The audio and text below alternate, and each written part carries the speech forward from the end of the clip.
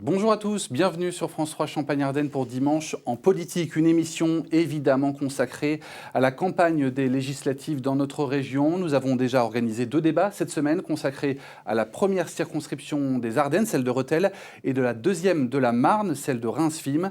Des débats que vous pouvez voir ou revoir sur notre site internet france3grandest.fr. Aujourd'hui, nous restons dans la Marne avec un débat sur la première circonscription qui comprend les quartiers du nord de Reims ainsi que le canton de Bourgogne-Fresnes.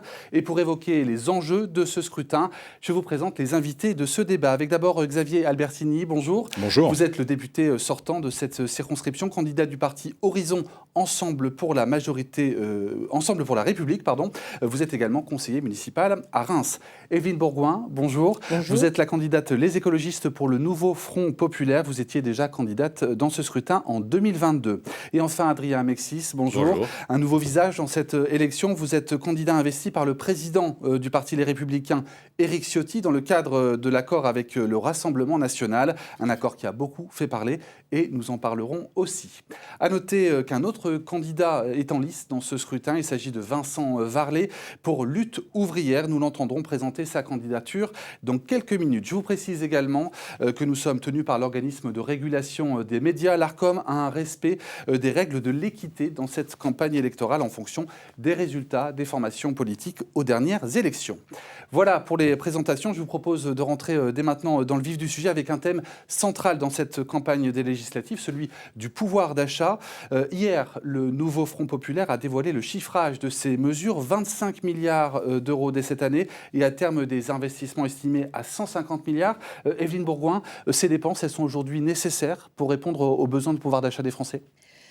Avant tout, pourquoi cette question du pouvoir d'achat est centrale au milieu de ces débats, est centrale dans ces débats ? C'est la conséquence de la politique désastreuse d'Emmanuel Macron. 9 millions de pauvres en France. Dans notre circonscription, le taux de pauvreté est supérieur à la moyenne nationale, surtout chez les jeunes et les seniors. Donc nous voulons instaurer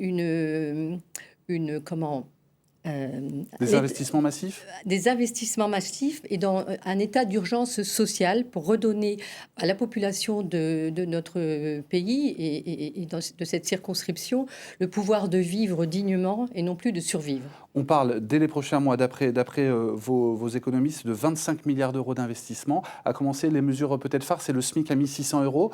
C'est possible ? Exactement. Toutes nos mesures sont financées. Nous avons chiffré notre programme, je crois que c'est le seul à l'être, et il est validé par des économistes éminents comme Esther Duflo, qui est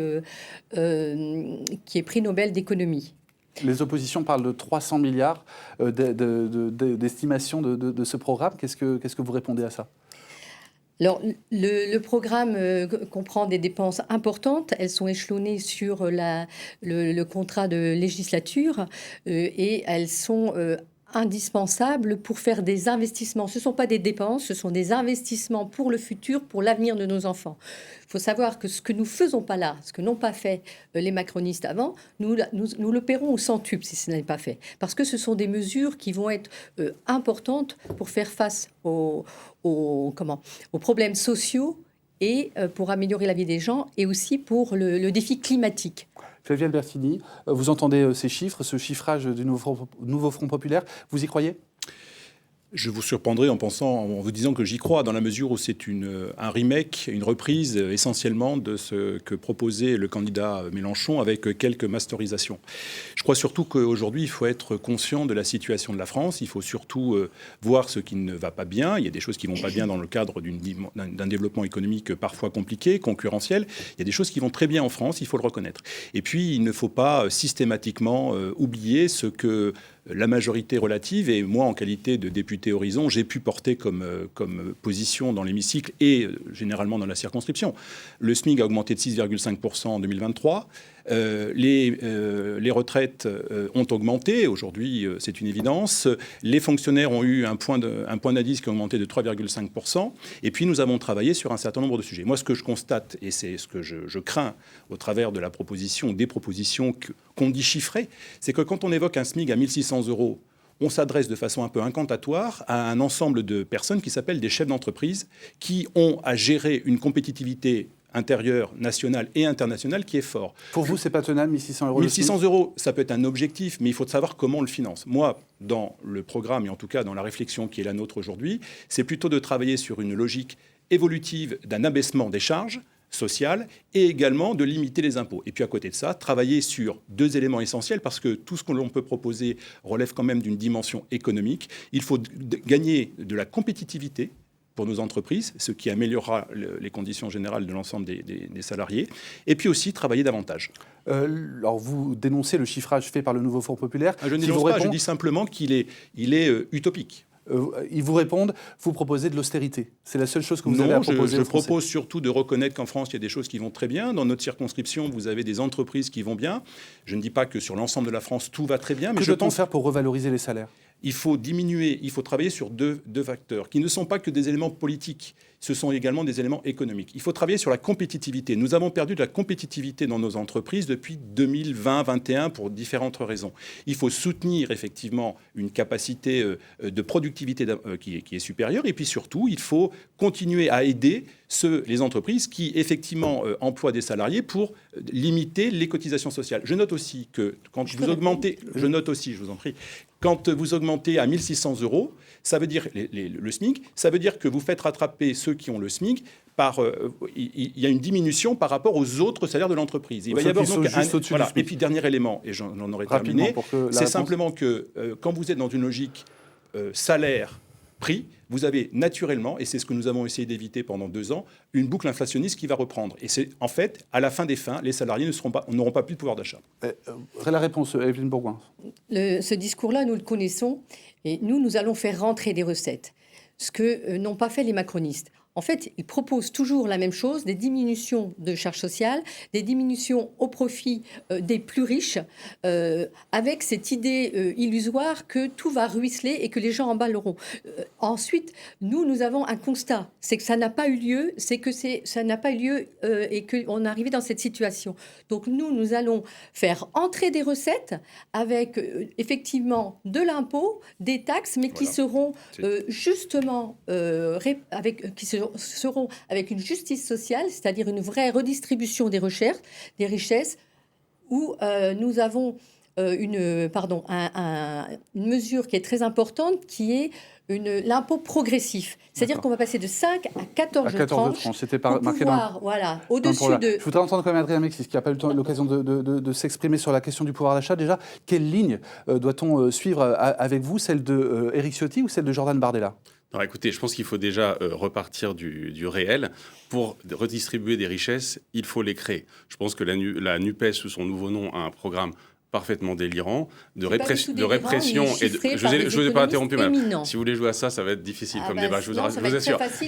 Il y a du matraquage fiscal, on va faire fuir. Si on veut faire fuir les investisseurs, il faut absolument suivre ce programme.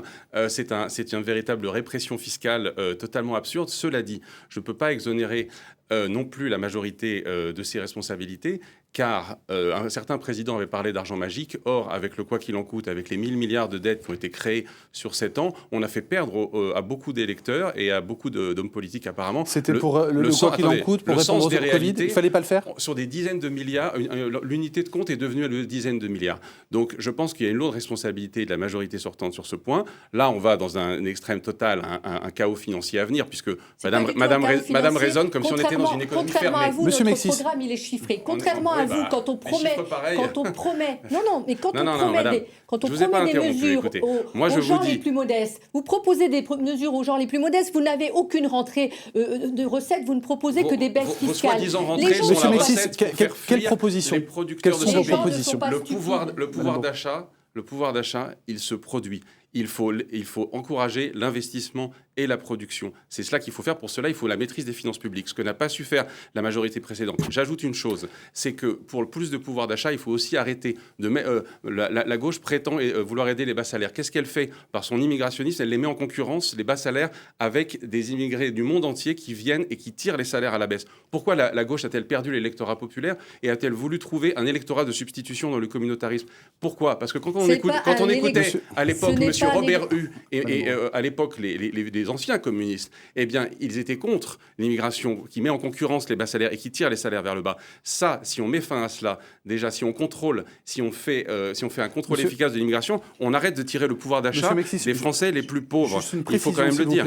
Et en attendant, il n'y avait pas de mesure. Dernière mesure, on forme aux métiers en tension, au lieu de laisser des étudiants se former à des métiers où il n'y a pas de débouchés, et cela complète. Sur quelle ligne vous êtes Jordan Bardella, le programme économique du Rassemblement national, des baisses de TVA, sortir des règles du marché de l'électricité au niveau européen, ou les règles d'Éric Ciotti qui sont sur les... Je n'ai pas parlé du marché de l'électricité. Là, on parle de... Vous êtes investi par le RN et par Éric Ciotti. Personne ne sait dans cette campagne quel est votre programme. L'État n'est pas là, ce n'est pas lui qui crée les richesses à distribuer. Pour quel programme économique? Celui d'Éric Ciotti ou celui de Bardella? Les jours impairs, on a un programme, les jours pairs, on en a un autre. Faites-moi le crédit d'être une personne. Je demande les suffrages des électeurs de cette circonscription. J'ai un parcours, j'ai des opinions. Donc, je vous dis que pour moi, le pouvoir d'achat, c'est de libérer l'initiative, de libérer les producteurs. Et là, par exemple, la majorité actuelle s'est trouvée en panique lorsqu'il y a eu la dégradation financière de la note. Et ils ont voulu faire des économies de façon totalement improvisée, 10 et 20 milliards. Monsieur Albertini, peut-être une réponse à ça. Où est-ce qu'ils ont tapé? Monsieur Albertini, je constate que la richesse... Je constate simplement que... Je vous en prie, mais on se répondra après si vous le voulez bien pour qu'on ait une discussion qui se veut constructive et surtout à destination de ceux et celles, et de ceux et celles qui nous écoutent. Ce ne sont pas tous des entreprises, mais il y a beaucoup de salariés. C'est ce que j'essaye d'évoquer simplement. Moi, autour de cette table, très modestement, je pense que je suis celui qui connaît le mieux les entreprises. Au regard du fait que je travaille avec elles, j'ai travaillé avec elles et j'ai été aussi dans une activité entrepreneuriale. Je veux dire simplement que l'argent magique, ça n'existe pas. Et à un moment donné, quand on oppose... Je vous en prie, mais de la même façon que vous pouvez évoquer, effectivement, je pourrais évoquer, mais je ne le ferai pas. Mais je vais le faire quand même un peu. Les reculades... Non, mais simplement, vous qui habitez Bruxelles, qui travaillez à Bruxelles et qui êtes dans une situation où vous connaissez les règles, les réglementations européennes, quand on vous interroge sur l'électricité, vous faites une reculade. Moi, j'ai entendu, il n'y a pas très longtemps, un candidat européen expliquant qu'il allait sortir des règles européennes pour abaisser de 30% la facture d'électricité. Il faut être prudent. Monsieur Attal, il vient de dire quoi? Il ne vient pas dire la même chose. Monsieur Attal, il dit que vous savez pourquoi la facture d'électricité a augmenté en France? Est-ce qu'on peut avoir une situation objective? Pendant 2 ans, nous avons une difficulté par rapport aux 56 réacteurs nucléaires. Il y en a 28 qui étaient à l'arrêt. Il a fallu en plus, et ça ne nous a pas échappé... Parce que M. Macron, sitôt élu, a voulu sortir du nucléaire avant de se raviser devant l'évidence. Ça ne vous a pas échappé. Mais non, je dis simplement que quand on annonce une baisse de 30% pour un électorat... Mais vous ne l'avez pas fait, mais enfin, vous êtes associé à des gens qui l'ont fait. Alors, à un moment donné, il faut clarifier... Ah oui, mais alors, il faut choisir quoi? On fait un panier garni? On fait un panier garni ou on n'en fait pas? On choisit ce qu'on veut dans une campagne ou il n'y a pas d'alliance? Il faut juste se positionner. Moi, je connais la position de Mme Bourgoin et je la respecte. Je connais un peu moins la vôtre et je souhaiterais la connaître pour simplement en débattre. Et quand on en débat, après les gens choisissent. Mais au moins il y a une clarification. Je connais Madame Bourgoin, je ne suis pas d'accord avec elle, je lui exprime et je pense que vous pourriez très simplement dire sur 2 ou 3 mesures claires ce que vous voulez faire. Par rapport sur l'électricité. Sur la baisse de TVA. Sur la baisse de TVA, sur le carburant, le gaz. C'est la baisse de TVA, une fois c'est la... Ça fait des rentrées fiscales en moins. Ça fait 15 milliards de rentrées fiscales en moins. Et puis on oublie juste quelque chose. Il n'y a pas de rentrée fiscale et vous voudriez aider les... Madame Bourgoin, pardon. Non, attendez, je ne suis pas du tout d'accord avec cela. Là, on parle de pouvoir d'achat. Moi, je vous dis quelles sont mes priorités en tant que potentiel député. Je ne vous dis pas une chose et l'autre. Vous ne soutiendrez pas Jordan Bardella dans Je ne refais pas la campagne des Européennes. Vous ne soutiendrez pas Jordan Bardella dans ses projets. On fait une coalition, c'est précisément pour que chacun apporte sa richesse. Et moi, je suis le candidat du réalisme économique. Ah oui, et on ne sortira pas de là. Vous avez fait 1000 milliards de dettes, monsieur. Pas le candidat du territoire. Vous ne citez même plus M. Macron sur vos affiches. On dirait que vous avez honte d'avoir été dans sa majorité. C'est l'explosion de la dette, c'est une dégradation sans précédent. Donc ne me parlez pas à moi de réalisme fiscal quand même. Une petite chose. Moi, j'ai été élu, et Mme Bourgoin le sait bien, en 2022 sous l'étiquette Horizon. Je n'ai pas changé de position, je suis toujours candidat Horizon. J'ai fait partie Oui, d'une vous faites majorité. comme si vous ne faisiez pas partie d'une majorité. Non, j'assume. Il y a un lot passif dans cette Il n'y a pas que majorité, je du suis passif, désolé. il y a des choses très bien. Quand vous connaissez... Sur les pas finances certaine publiques, Est-ce que je suis vous désolé. connaissez l'entreprise d'attitude? Est-ce que vous connaissez Vivescia? Est-ce que vous connaissez Oui, des je connais, entreprises? bien sûr. Oui, vous L'agroalimentaire, connaissez. c'est l'agroalimentaire. fondamental. Dans son principe ou dans ses généralités ou dans ses Je dispositifs? sais très bien comment ça fonctionne, je Mais, suis pas là. mais en théorie, vous savez... Vous avez en rajouté théorie- des normes aux normes Non, européennes, bien sûr ce que qui non. pénalise les producteurs. Ça, c'est la Je dis vérité. simplement que nous avons... Il faut arrêter d'être conclure, idiot du village on va européen. conclure avec M. Merci de Albertini. me traiter d'idiot, mais Non, je parle pour la France. Ah oui, non, mais vous assimilez tout le monde. Avec Nous votre avons- gouvernement, nous nous avons sommes une l'idiot du village nous avons- européen qui Monsieur transpose Albertini, des normes termine, s'il vous européennes. plaît. Monsieur Albertini, Moi, je connais termine. bien les Je normes terminerai européennes. je terminerai quand M. Mexis Monsieur me Mexis, laissera s'il vous plaît, terminer. on termine. Non, mais S'il vous plaît, on Je termine dis avec M. simplement On Albertini. peut revenir Rapidement. sur les mesures. Rapidement. Nous avons simplement beaucoup de pépites sur notre territoire. Je rappelle quand même que c'est une élection. Il y a 577 députés, il y a 577 circonscriptions différentes, et il me semble qu'il faut travailler aussi par rapport à un environnement local. Je dis simplement que nous avons une possibilité, et après il y aura une décision générale avec une majorité ou pas qui se dessinera. Moi, ce que je dis, c'est que je considère que pour mettre de l'essence dans le moteur, et sans mauvais jeu de mots, Madame Bourgoin, il faut évidemment faire en sorte que les recettes rentrent, les recettes fiscales, elles ne tombent pas de nulle part. Et quand vous évoquez des investissements ou du fonctionnement, derrière, il faut que la fiscalité suive. Si on ne réforme pas, S'il vous plaît, Monsieur Albertini, si on ne conclut réduit pas rapidement.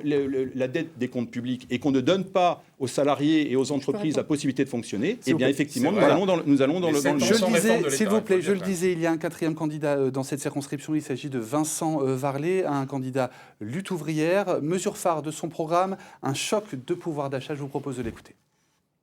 La priorité absolue, c'est le pouvoir d'achat. Évidemment, les prix ont explosé depuis des années.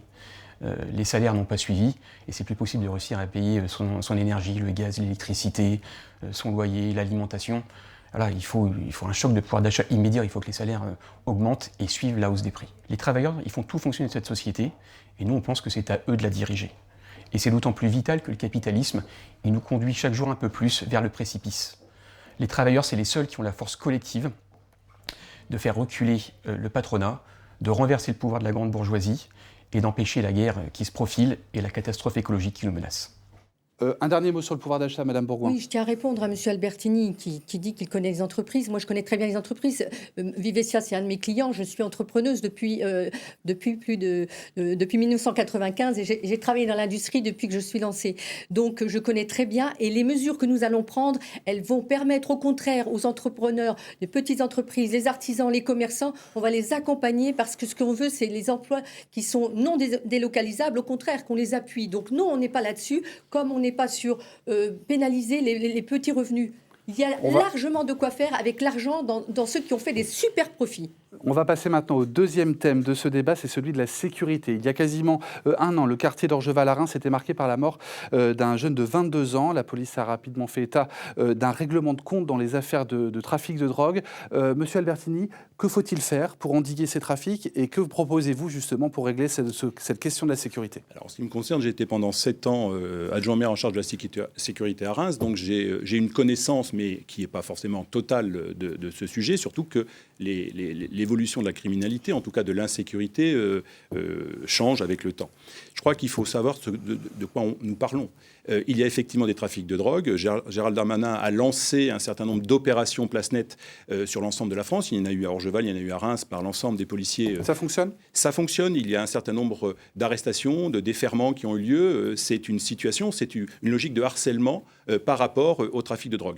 Après, sur la notion d'insécurité, il faut savoir de quoi l'on parle. Il y a une augmentation sur l'ensemble de la France, évidemment, d'un certain nombre de faits et d'atteintes aux personnes. Vous avez une augmentation parfois des cambriolages, mais lorsque moi je vote en mon âme et conscience et dans la majorité relative, mais qui existe, 15 milliards d'euros supplémentaires pour faire en sorte que les gendarmes, les policiers soient mieux dotés et organisent mieux pour empêcher un certain nombre de problématiques, eh bien, à ce niveau-là, je contribue à conserver ou en tout cas à améliorer la sécurité de l'ensemble des Français et des habitants de la circonscription. Monsieur Mexis, que proposez-vous sur le terrain de la sécurité? Quelle que soit la qualité qui peut être celle de la gestion locale. Je crois que les Français ont compris que ce qu'ils vivent au quotidien dépend aussi des lois qui sont votées au niveau national. Et donc, ce n'est pas qu'une histoire de crédit, c'est une histoire de fermeté pénale. Et là-dessus, je pense que le bilan du septennat d'Emmanuel Macron n'est pas bon, entre Nicole Belloubet et Éric Dupond-Moretti, qui se fait applaudir que dans les prisons. Donc ça, c'est vraiment la fermeté pénale qui doit revenir. Il y a un certain nombre de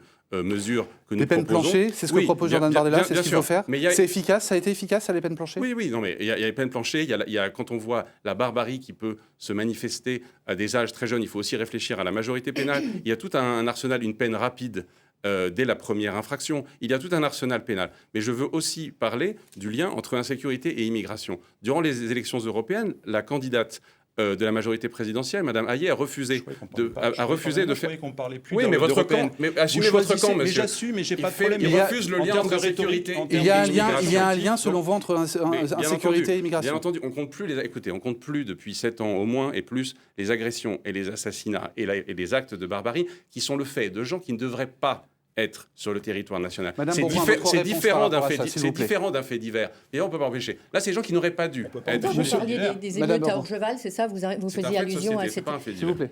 Pour M. Mexis, je précise, Orgeval, c'est un quartier nord de Reims. Je sais très bien, madame. Ne soyez pas xénophobe. Oui, nous avons des... C'est pas de la xénophobie, c'est juste que vous êtes parachuté, que peut-être vous ne connaissiez pas, c'est tout. Et vous êtes coutumière du fait. Nous avons une politique qui se base sur 2 piliers républicains, de renforcer la police et de renforcer la justice. C'est-à-dire qu'on ne peut pas... Tout en la désarmant.